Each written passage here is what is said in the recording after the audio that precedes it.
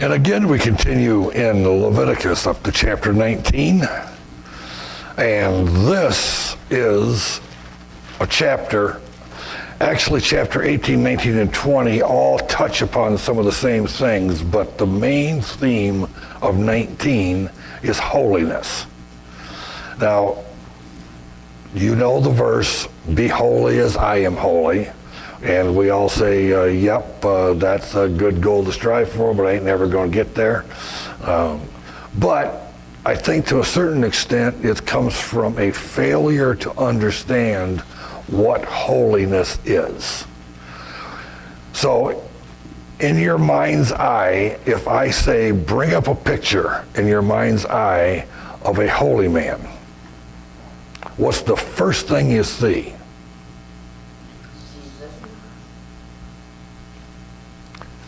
How about a monk? How about what?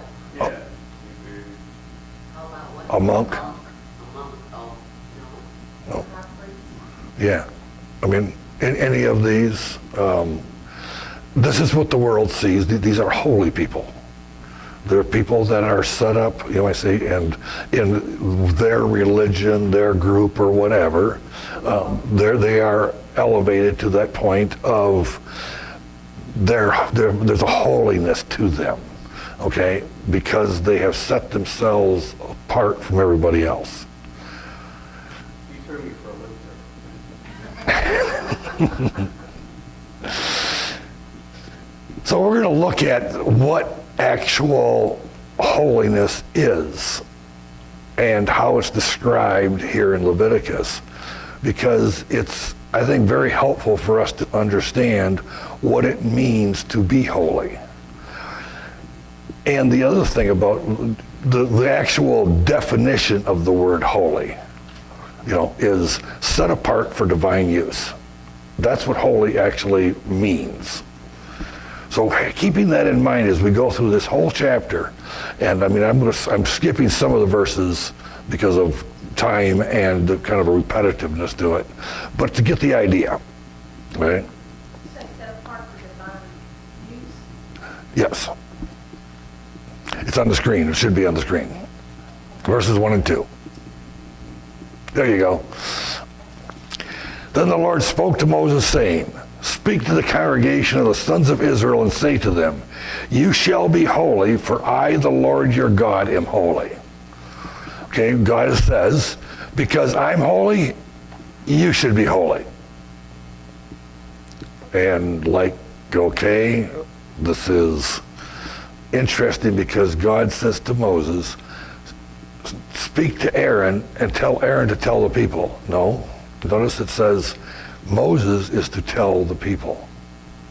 So it's a kind of a direct communication. So we've been going all along and looking at all the different things that were being done. God would come to Moses, and then Moses would go to Aaron, and Aaron would perform certain things.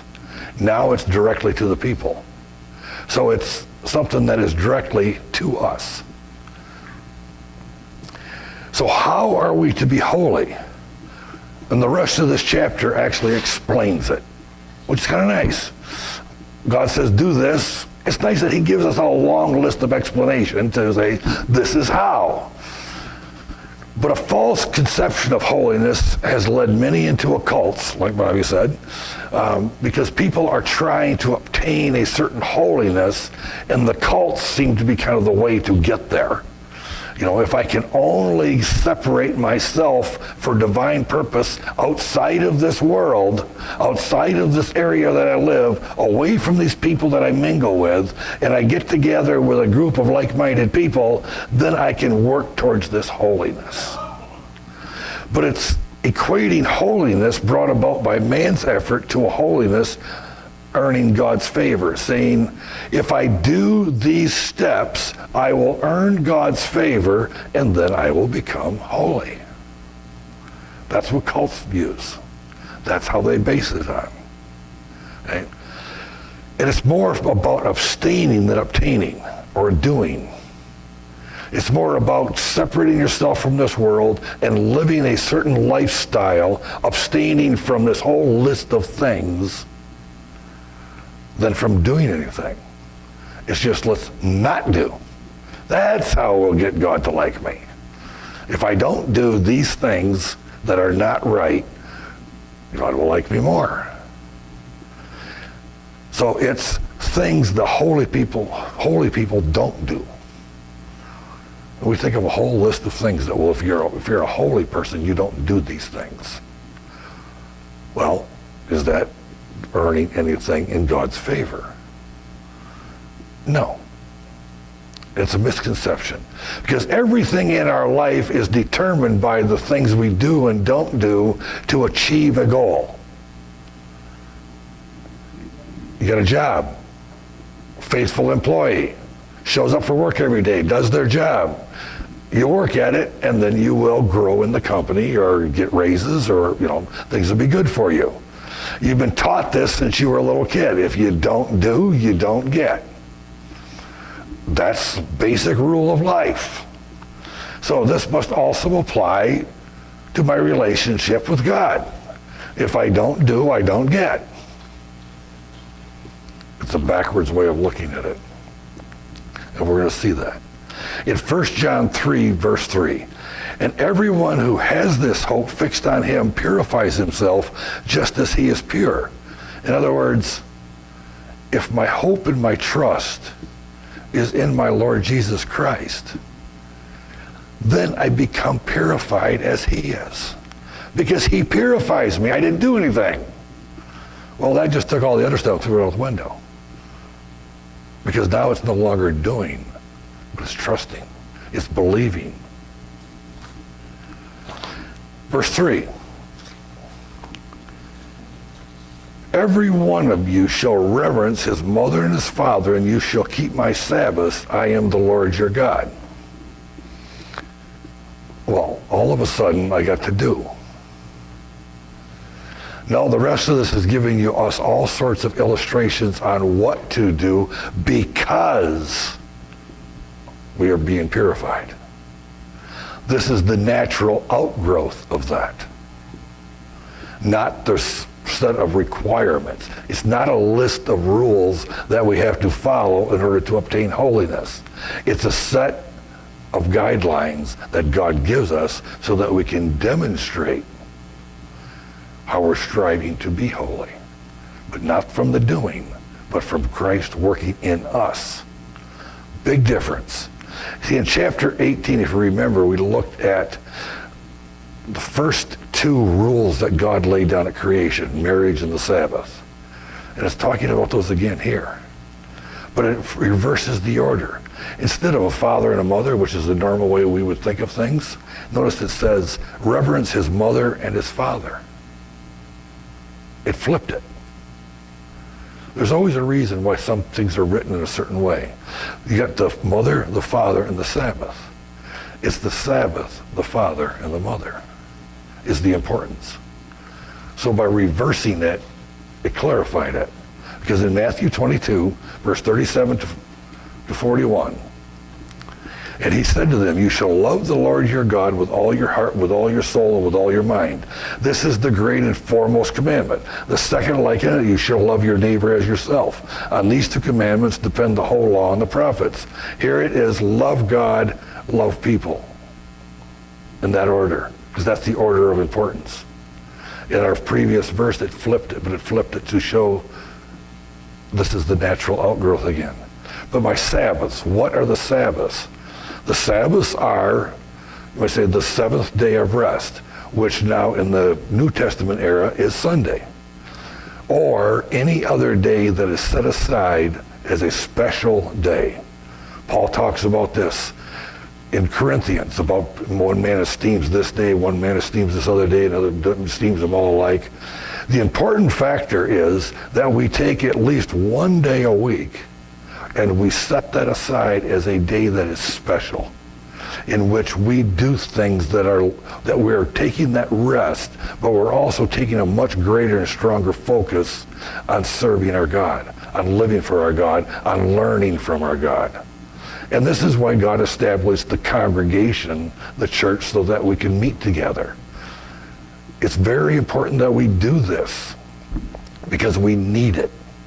We need this time together. We can't just, well, I can worship here or worship there. Yes, you can, but you cannot get the same effect as what you get when we gather together in God's house with God's people, face to face, personally. That's why that whole COVID closing down the churches was such a dumb move. It was dumb on the part of the church leaders to allow it. Should never have happened because they're going contrary to what this is saying right here, keeping the Sabbath.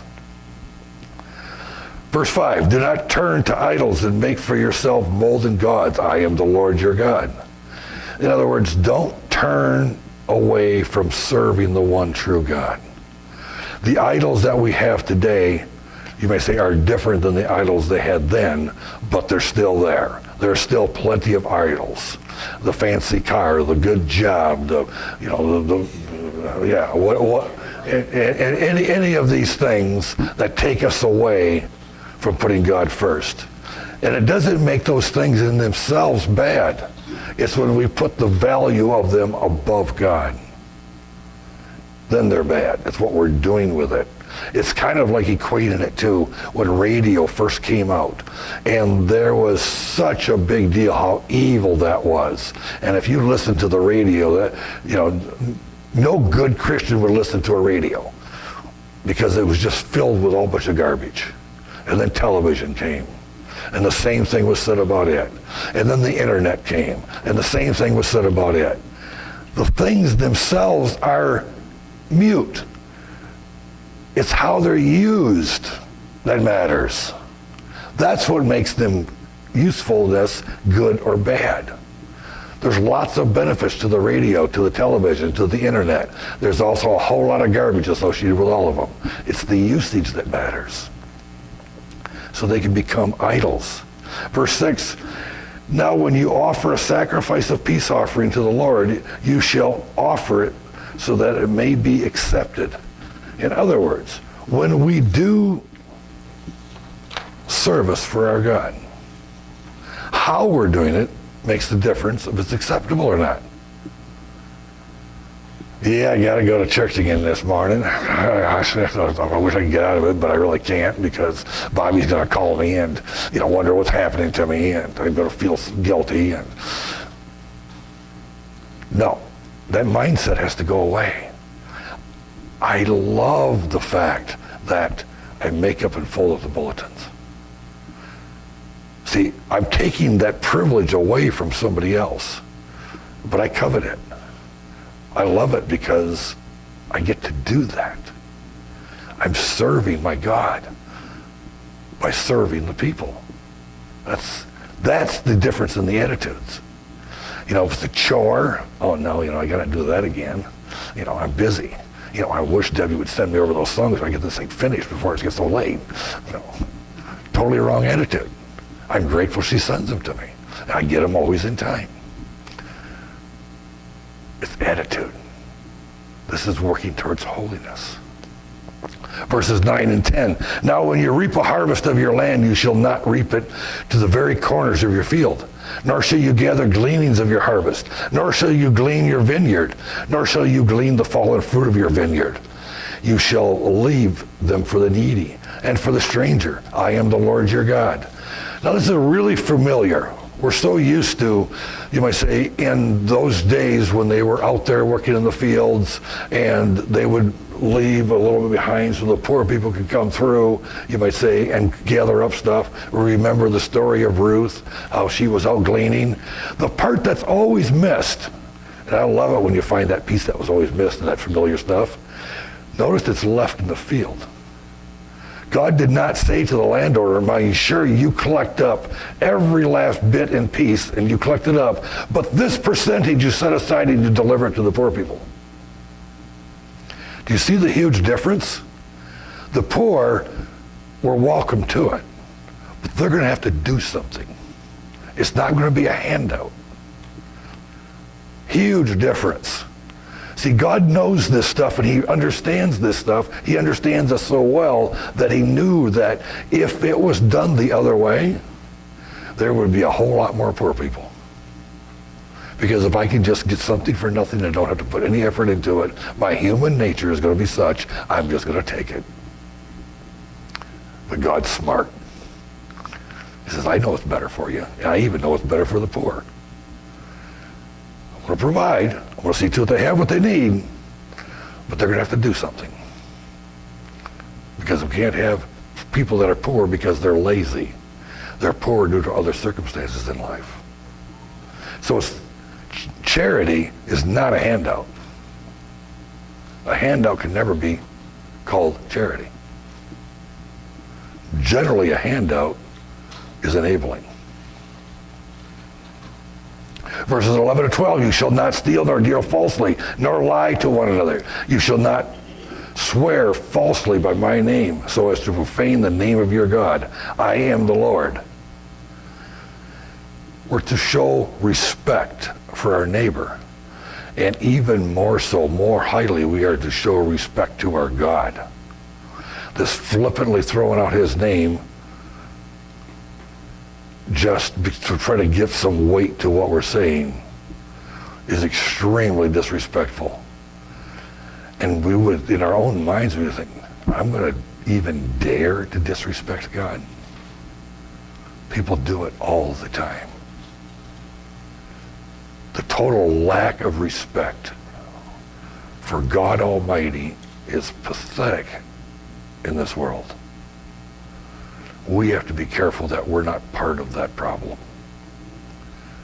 Again, do you see how all of these things are talking about be holy as I am holy? Verse 13 and 14. You shall not oppress your neighbor nor rob him, the wages of a hired man. You are not to remain with you all night until morning. You shall not curse the deaf man, nor place a stumbling block before the blind. But you shall revere your God. I am the Lord. Oppress your neighbor. Okay, make things difficult for your neighbor. But then the one about it says, the wages of a hired man shall not remain with you all night until morning. So just remember that, you employers, at the end of the day, you pay up what you owe them. Like, oh, wait a minute. I've never done that. No. It's not really the force of what is being said here. What's being said here is do not cheat the people that work for you. Don't withhold their wages. Even if you may say sometimes they're almost deserving to withhold their wages. But no, we don't do that. We're not allowed to. They worked, maybe they worked half-heartedly. I mean, you can fire them after that, but you pay them. We've had instances where we have had hired local temporary help. They come in, they go through the orientation, they get, you might say, some training. So about 3 or 4 hours had passed. Then they disappear. They just leave because they didn't like what they saw. I still always made sure they got paid for that time. I didn't have to. You know, I could have said no. But I think this here is what tells us to do. Error on the other side. Show that, no, I'm going to do all my part, even if you didn't do yours. Or curse the deaf man, slander, put a stumbling block before the blind, kind of almost like blatantly obvious things. You know, screaming and yelling at a deaf man accomplishes nothing. You know, guys walking around with this cane and you kind of throw something in front of them. Yeah, that'd be funny. You know, kind of reminds me of a joke my dad played one time where he driving down the road, you know, of course this was back in the days when roads were quiet and stuff, and he had somewhere got one of these canes, you know, for a blind man cane, and so he got into his car, and he had that out there as he's driving along.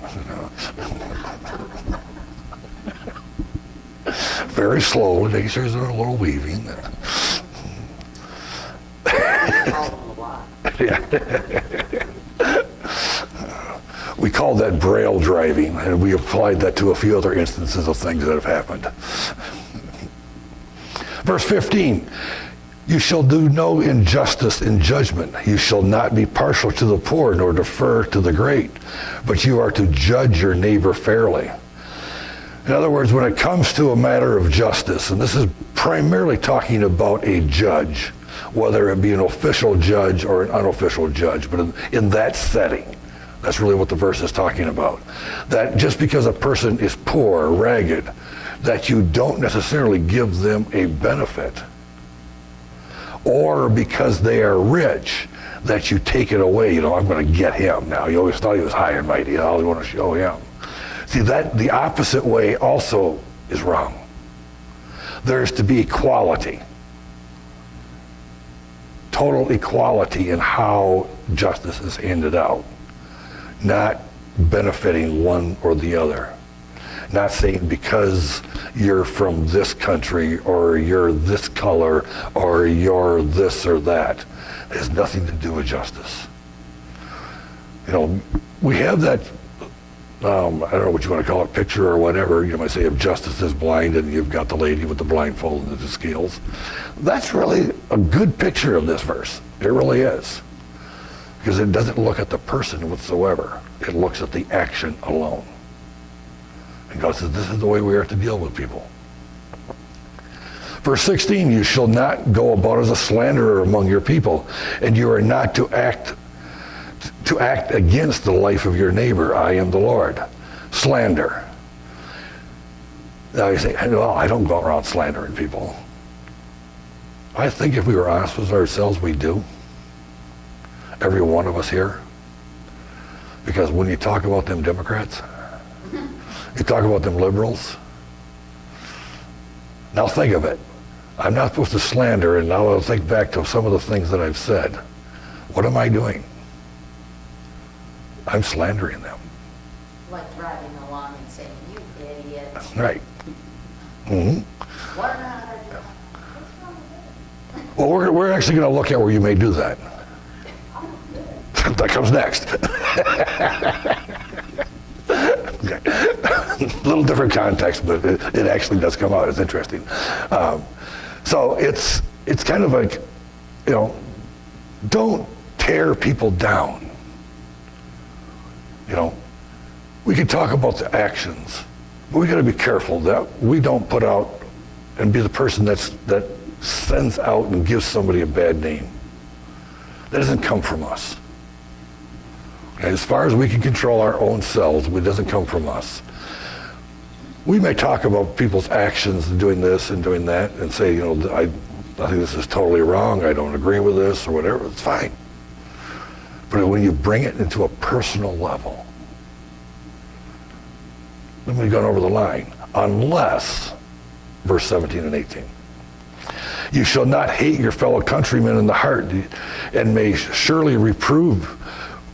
surely reprove your neighbor, but you shall not incur sin because of him. You shall not take vengeance nor bear any grudge against the sons of your people, but you shall love your neighbor as yourself. I am the Lord your God.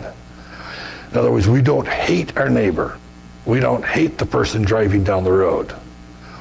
But the person that does something really stupid and is about ready to cause an accident, and we want to point that out to them, if you can yell and scream at them and shake your fist at them in a loving manner, go ahead and do it.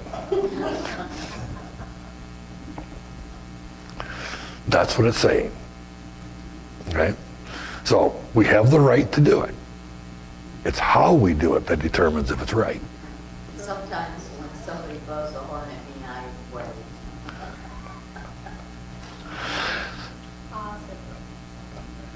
Years ago, when I was driving truck for a local freight company, our terminal was on the corner of a busy intersection.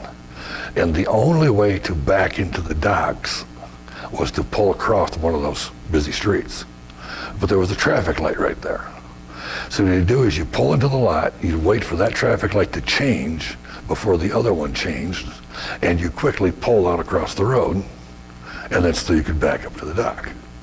Well, it only took a few seconds to actually do the whole process, but the light would change and the cars would come flying up at you, slamming on their brakes, honking their horns. And eventually, being as ornery as I was back in those days, I would set the brakes, roll down the window, lean over and look, and wave. You ain't going nowhere. Now, that wasn't the proper way to deal with it. Here we go with the phones again. So, what I put down here in my notes is don't hate the liberal. Okay? Instead, win them over with kindness. We don't take vengeance on people. Vengeance belongs to God. He's quite clear on that. Or holding a grudge. Okay? You know what they did to me 27 years ago? There's no way I'm going to ever be civil with them again. No. Get over it. Now, strange as this may seem, but I think it's true. Men are much quicker to forgive a grudge, or not to hold a grudge, than women. That's more of a female thing, but they're both guilty, so I'm not getting the men off of this. But don't hold a grudge. There's been about 3 Democrats change over because of the way the Republicans acted. Yeah. 3 Democrats changed over to the Republican side. They're still on Fox News. They were brutal. Those Democrats were brutal. But now they're seeing the Yeah. Win them over with kindness. It's far more effective. Do you know the most difficult person to stay mad at is the person that won't get mad back? Right. the difficult person to be mad at is the person to pray for.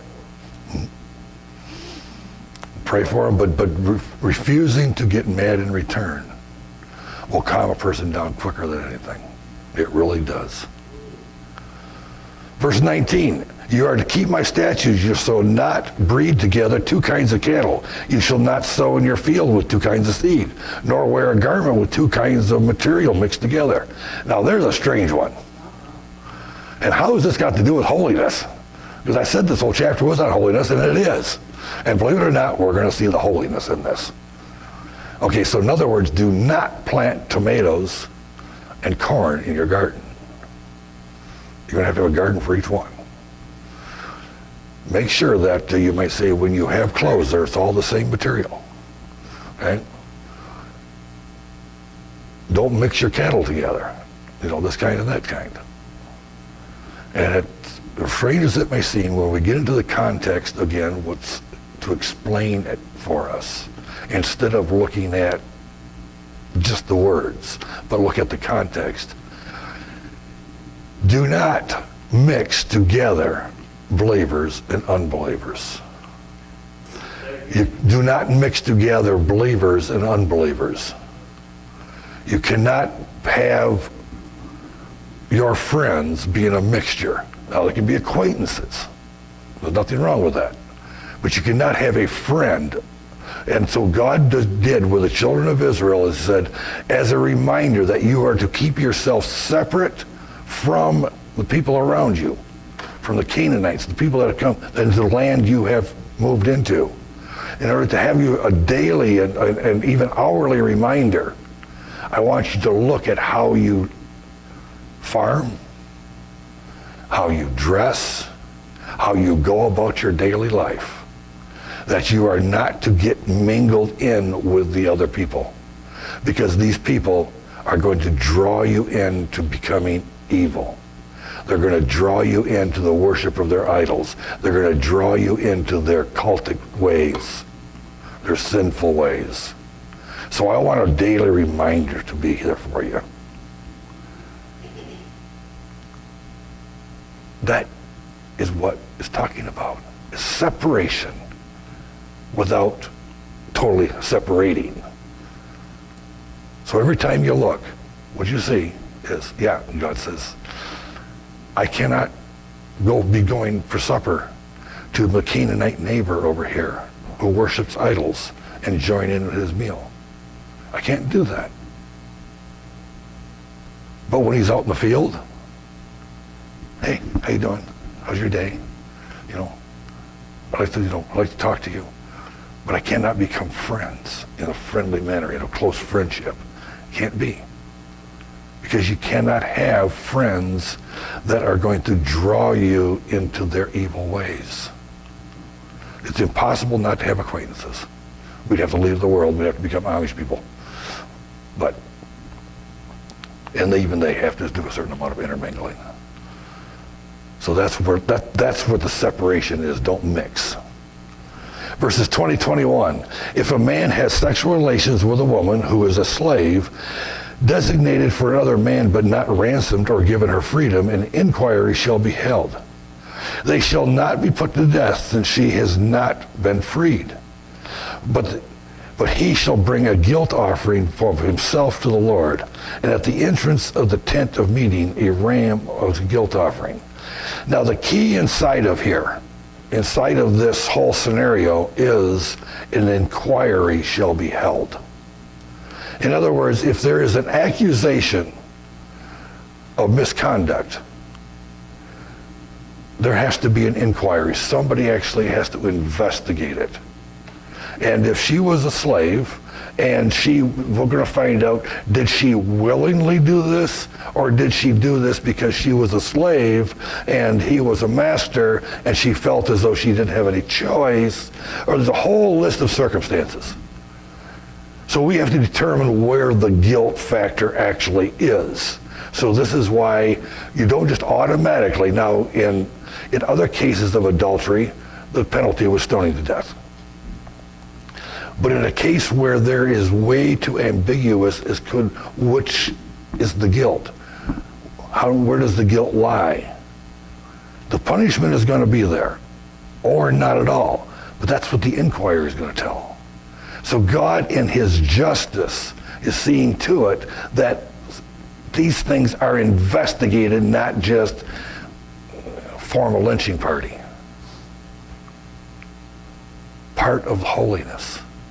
We need the truth, not just the suspicion.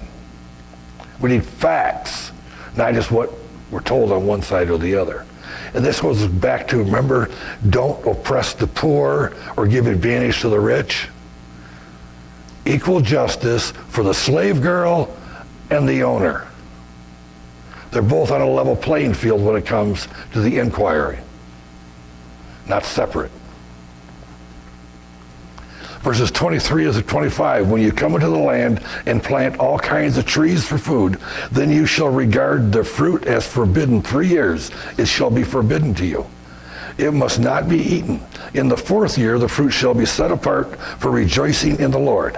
But in the 5th year, you may eat of their fruit, and their yield may be increased for you. I am the Lord your God. Now there's another confusing one. Okay, I plant a vineyard. 3 years I can't go ahead and harvest anything. I mean, those peaches are looking really good. The 2nd year they're there, but I can't touch it. I have to leave it alone. In the 3rd year, I still can't. And this stuff is just rotting out there in the field. It makes no sense. And then in the 4th year, finally I can harvest it, but I got to give it all away. And then in the following year, finally, I get it myself. Now, what is this teaching us about holiness? We wait upon the Lord. He will renew our strength. And the first fruits of everything we get belong to him. And then he will abundantly supply. I'm learning this. I'm learning to be patient. I want that fruit now. God says, no, you're going to wait. Well, the blessings are right there. I want them now. No, you're going to wait. You're going to trust me. You're going to trust me even though you see it year after year that it's there. You're going to trust me because what you're going to get is going to be far greater in the long run than in the short term. Part of becoming holy. Patience. Waiting upon the Lord. That way, we wait on the Lord. And then with rejoicing, we give back to the Lord, and then he, in turn, gives us overabundance. Verses 26 through 28, you shall not eat anything with its blood. You shall not practice augury or witchcraft. You shall not round off the hair on your temples, nor on the edges of your beard. You shall not make any gashes in your flesh for the dead, or tattoos any marks upon you. I am the Lord your God. Okay, now we got other interesting little ones here, don't we? Right? Eat anything with blood. In other words, you're not to eat, you may say, something that is either still alive or the blood hasn't been drained out of it. This is what the pagan, this whole thing section is looking, this is what the pagans do. So I want you to be separated from them, like we talked about.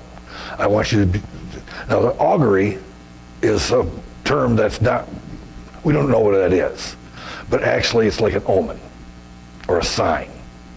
Okay, how many times have you heard somebody say that they're trying to make a decision in their life and that, well, I saw a sign. Saying, no. If you got a word from the Lord, wonderful. If you saw a sign, you're dependent upon demons.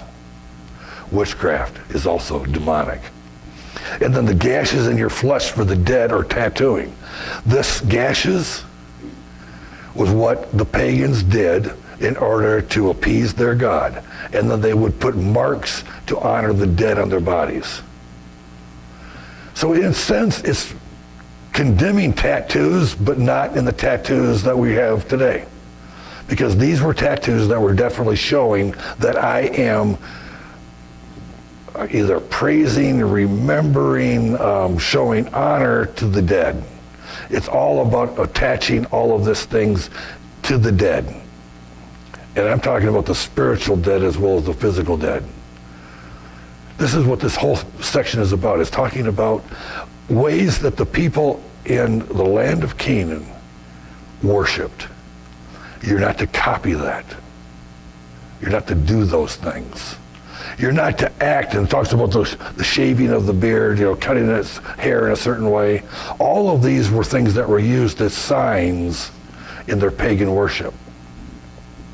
So if what you're doing with your tattoo is about showing your pagan worship, yeah, your tattoo is wrong. Okay? If you're going around cutting yourself in order to demonstrate your hatred towards self or whatever, you're wrong.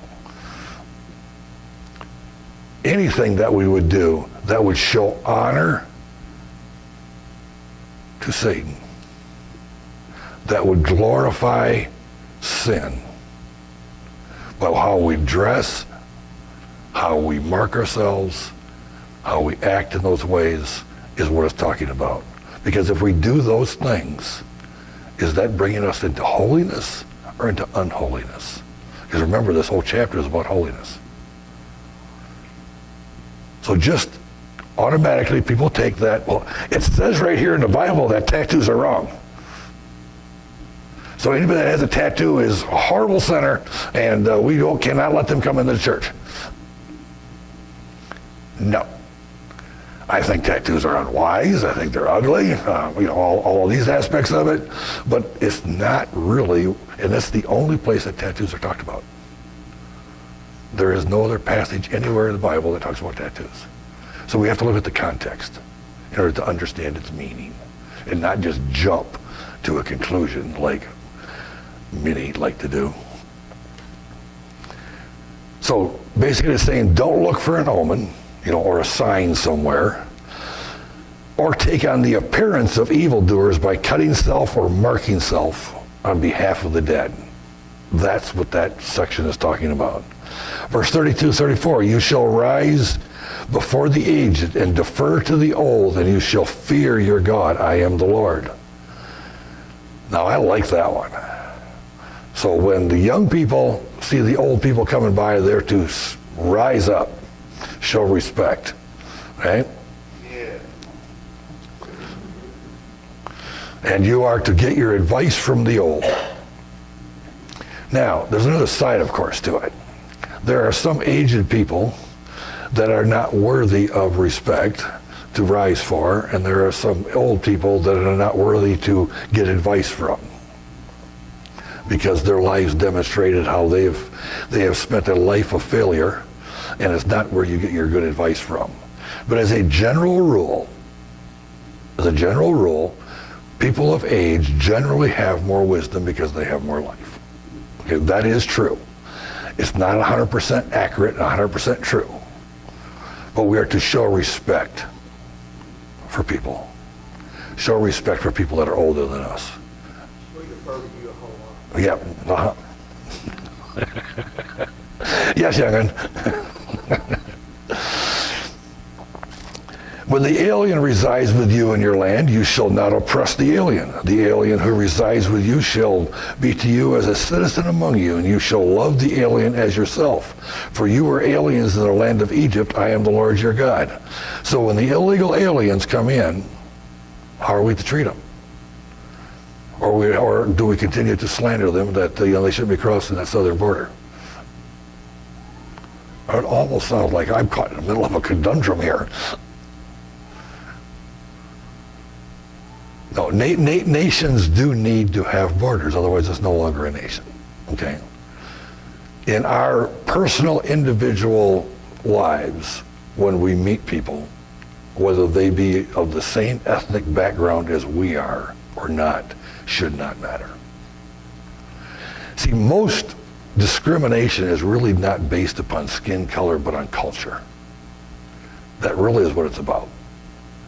And we are to learn to accept culture to a point, however it fits in and lines up with being a child of God and a family of God. This is why I find it interesting. I did this years ago with a high school Sunday school class. I put two pictures up.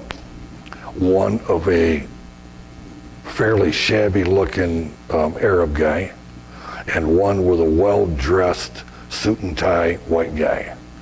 And I said, which one of these is the good guy and which one of these is the bad guy? And of course they automatically jumped on the Arab. Well, the Arab was actually a Christian and the white guy was an atheist. See, it's when we jump to those conclusions, understanding the idea of looking at people for who they are. Martin Luther King, judge a person by his actions, not by his color. That's not the exact wording, but that's the concept. By the content of the person's heart. And that is what is important, and that's what's important for us. And that's what's important here when it's talking about the alien. Do not consider them as a lesser human being just because they are an alien. They're not part of us. Weren't born here or whatever, or their parents or their grandparents. They've had it, say over the years with, you may say, two of our sons, you may say marrying two girls that were Mexican descent, okay? But they grew up in America, their parents grew up in America, their grandparents immigrated, you might say, a much younger age. So there's actually that whole culture thing was pretty much gone, but because of their parents. It was kind of an automatic thing, We always found it funny. They didn't like spicy food. So you think lousy Mexicans, you don't like spicy food. Slowly on, they got to like spicy food. But anyway, finish up here with Ephesians 1, verse 4. Just as he chose us in him before the foundation of the world, that we should be holy and blameless before him in love. If we keep that verse in mind, all this concept of holiness is based upon how we act towards other people, how we act towards our God. Then we become a holy person. It's really that simple.